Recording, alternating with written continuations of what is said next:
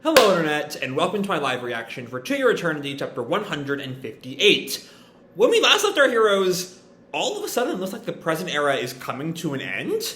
Fushi and the Guardian Knocker sort of reached a climax in their battle, as Fushi initially offered to become the next host for the Guardian Knocker, in this kind of, we will find peace even if we both die in the process kind of thought, it seemed to me. Before that could really happen, Papa Mizuha shot the Guardian Knocker in the head, vaporizing the Knocker. He made some comment about, we won't be able to win in the present, we can't do anything against your father, referring to Satoru, and we can't find your core, so we're just gonna, die for a while and come back in the future. Which, given how much Satoru was a problem for them, and that Satoru has maybe, 5 or so years before he just becomes a normal boy and not a, god creature, that could be bad when they come back in the future. With that, Fushi's flushed out of the sewer, he finds Bon, they have this sweet little moment of Fushi acknowledging that he wasn't able to settle anything and that nothing is resolved. Especially because, not only are the Knockers not dead, but he still has to deal with the whole, he kept his friends from knowing about the Knockers this whole time, and now they know. So maybe we'll have to deal with that also here. Again, it still feels like there's a lot of threads hanging in the present era to just wrap it up anytime soon. But still, let's dive right on into chapter 158, House of Hope. And interestingly, there's no part 1 there. So I think this might be a 1-part chapter for the first time in I think the entirety of the present era. A 1-part chapter. Here we go. And we open looking at the Occult Club. As Bon asks Fushi, these were spares in case something happened? Yeah. Hold on. Wait, what? Did Fushi bring the Occult Club down to the sewers as spare parts? Is that what we're seeing here? But also, we clearly see on Senba, I think it is, Fushi extending down to Senba's he's spawning the body there. I'm not sure what's going on with that. What actually happened with them? Because I didn't think Fushi could create bodies if the people weren't already dead. And it seemed like the line there from Fushi down to Senba implies that that is a creation of his. But I didn't think he can do that because they're still alive, right? Everything you've seen implies they're still alive. It wasn't just doppelgangers he brought down with him. So I have no idea how the fuck we're supposed to interpret that. There are two radically different interpretations there. One which makes plot sense, but not much in the way of emotional sense. I can't really see Fushi sacrificing the Occult Club like that. And one that maybe makes a touch more emotional sense, but I'm not sure how that works in terms of the logistics of the show. I don't know. But it looks like Fushi is absorbing these bodies, if I'm reading this right. And he just comments, I didn't use them. And Bond responds, that is the most amazing thing of all. And sort of leave that there. Still no idea how we were supposed to interpret this whole weird scene. And Bond turns to Fushi, well, why don't we get going as well? And then Fushi all of a sudden realizes, oh right, the school. Bond, I'll meet you there. Right? Because I don't think he has any idea what's happened since, Mizuha turned off the screen of the shit going on with the Fushi puppet. And we haven't seen them since Satoru knocked out the Fushi, or killed the Fushi puppet, and maybe also Tonari, if I read that right. But that's also been a while. As Fushi just, the scene changes to the school as Fushi thinks, everyone. And with his rope, he spawns on the rooftop. He just, warps there. And March, everyone sees him. March calls Fushi. And then we see Hiro, Fushi-san. And Funa also notes him, Fushi-kun. And we don't see Tonari there, because it sure seems like Tonari is dead again. But Fushi doesn't quite notice Tonari's absence as he calls, "Everybody!" And then he sort of pauses, realizing that, like, I don't think this is Tonari here. I think it's more, they all know about the knockers and that I've been lying to them for months. And then Sadaru walks up to him, and I don't think we know if the rest of the cast knows who Sadaru is yet. But, okay, so Sadaru hands Fushi this, like, thermos. "Out of respect for your wishes, I trapped the 2 knockers alive in here. Afterwards, I will release them to the sea and allow them to choose where to live." And Fushi sort of, has a little bit of, like, it seems to be a little grateful for that from Sadaru before realizing what's happened. "Where's Tonari?" And then someone calls in, "Tonari is dead. I killed her good." And I don't know who would be talking about this so casually who's still alive at this point. I don't know who this would be. But Fushi turns around. "What? Oh, it's Tonari!" Good for her. I had no idea that Sadaru could, remove the knocker. But good on Tonari pranking Fushi like that. Tonari just breaks down. "Wah! You should have seen the look on your face. Look at you turn into a wuss just because you think I'm dead." And Fushi's just, stuttering out her name. Tonari! And Tonari just tells him, "Yeah, it must be a shock seeing me, right? That Sadaru boy brought me back to life. You know him or something, Fushi?" Okay. So Sadaru can also not just, I don't think we've ever seen Sadaru actively revive someone before. Have we? It makes sense, especially if you follow the theory that, Fushi is being built up to replace the Beholder. It would make sense that, the Beholder has the same powers as Fushi. I think I brought that up before in the past. And so it would make sense that Sadaru can revive Tonari here. But I think this is the first time we've actually seen him use that power. But Fushi is just breaking down. "I'm sorry. It must have hurt. And it's all my fault." And Tonari just, flicks him away. "You idiot. Don't apologize for that." And she jumps off the desk she was sitting on. More importantly, and she finally gets at the point that Fushi has needed to get at for the entirety of the present era. "Why didn't you say something? How many centuries do you think we've been comrades? Right?"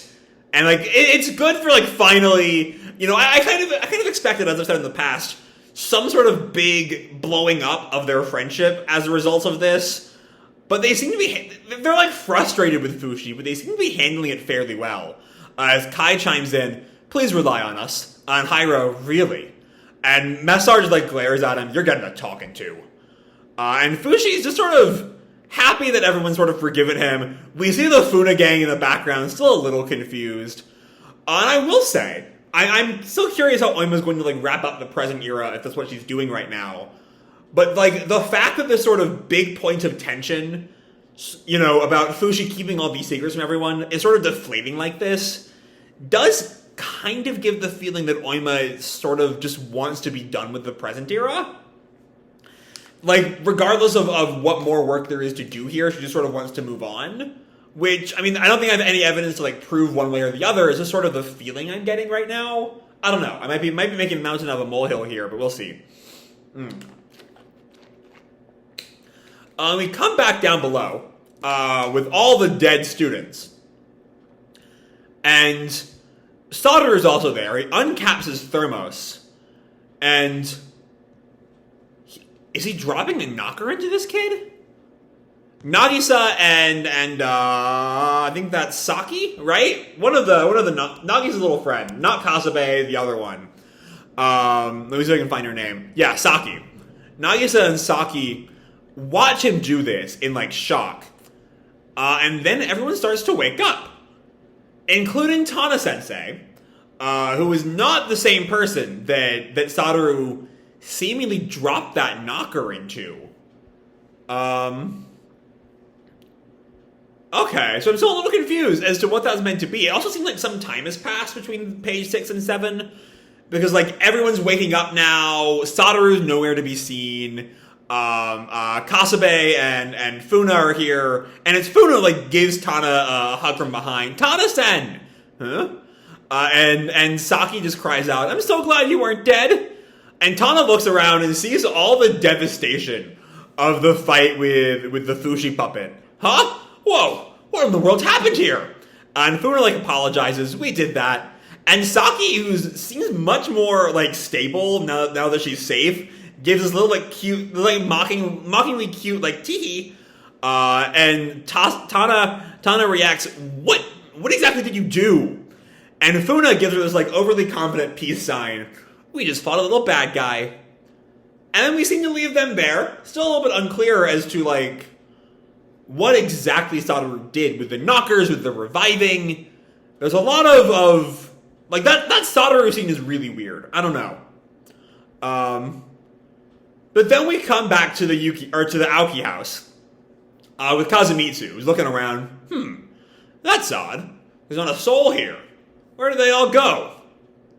And then he's like, sort of thinking to himself, can't believe this day has come. I don't know how much rice to cook. I guess this is the first time, like, no one's been in the Aoki house since Fushi came back.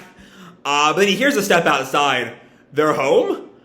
And it's Yuki with, like, who, as I recall, is still dying.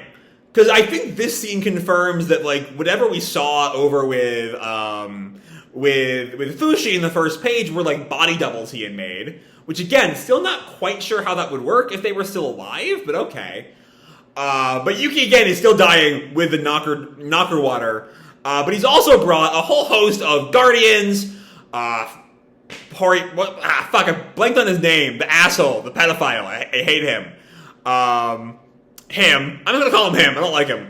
All the guardians, like the Bond's henchmen. Hey, Gramps, we brought a bunch of guests, so you better cook up about 10 cups of rice. And Kazumitsu is just like, who are all those people behind you? And then, like, a truck seems to be approaching through the forest. And out of it comes Aiko and all the immortals. Grandpa, big brother! And Yuki sees her, for the first time since, like, the puppet shit went down. Aiko, I'm so glad you're okay! And they both give Kazumitsu a big ol' hug. But Aiko finally breaks down. She's been put on a brave face for a long time now. And she just can't anymore. And she cries in her grandfather's chest. Ah! And Kazumitsu looks at her. What happened to you kids? And Bond just tells him, I'll explain everything. But first, why don't we have dinner? And then I think this is Kasabe here helping out. I don't think anyone else in the cast really has hair like that.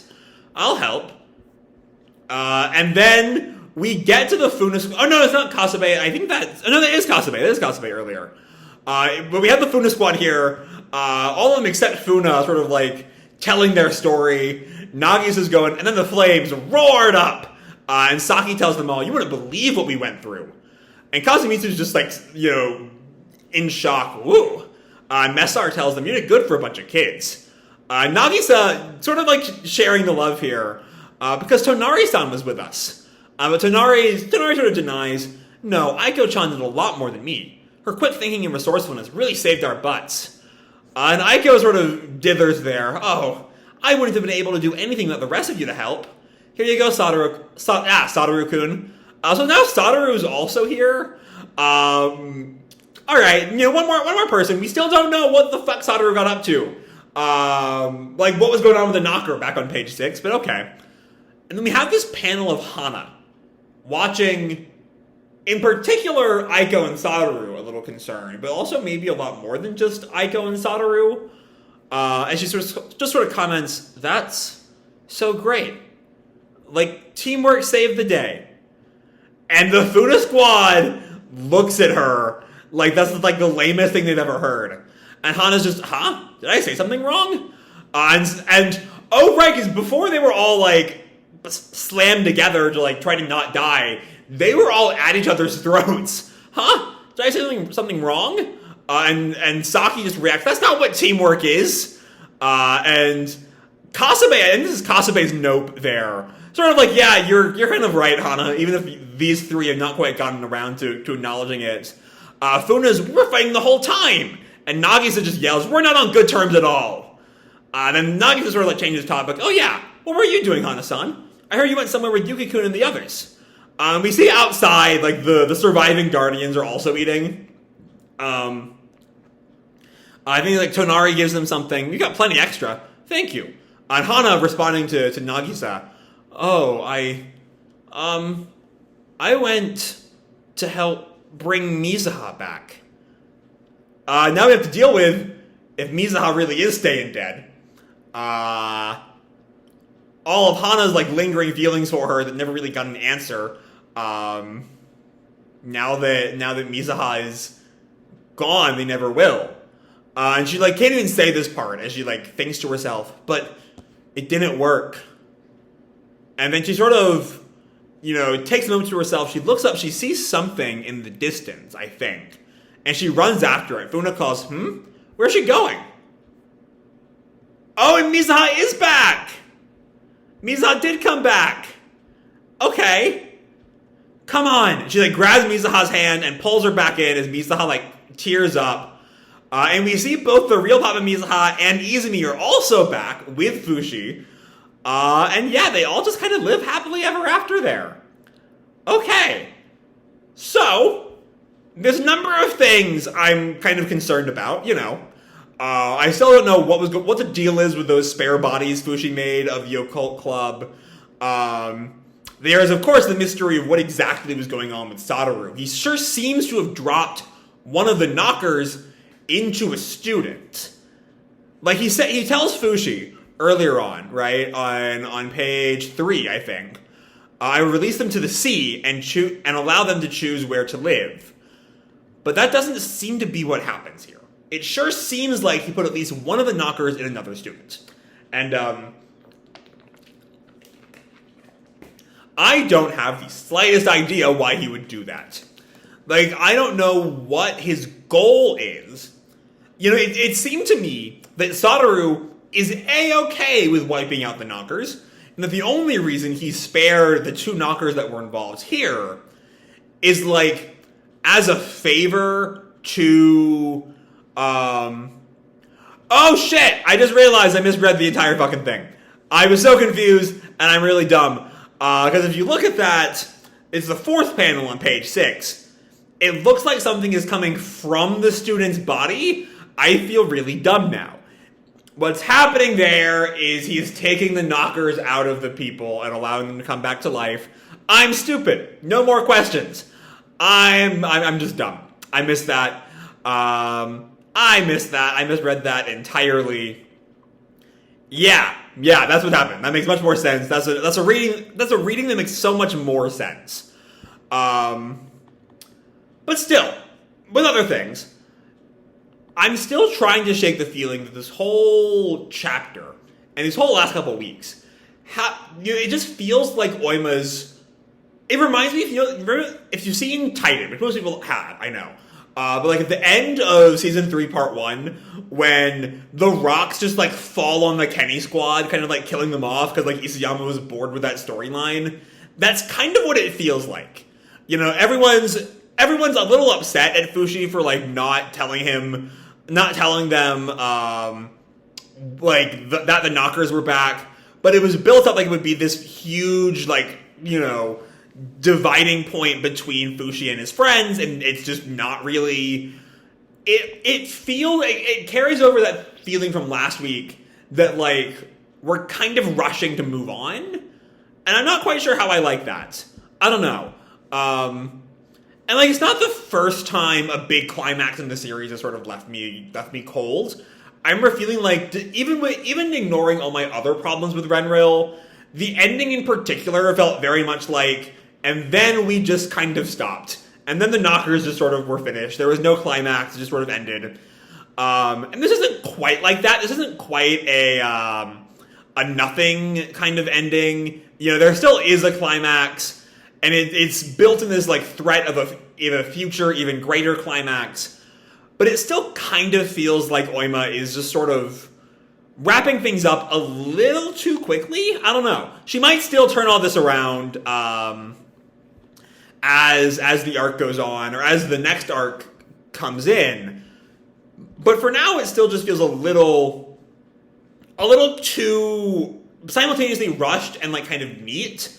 you know, Mizuha comes back and everything is forgiven and the parents are back, and that's, you know, that's nice. That sort of, I'm trying to, because this is bothering me for a different reason. I can't quite work out why.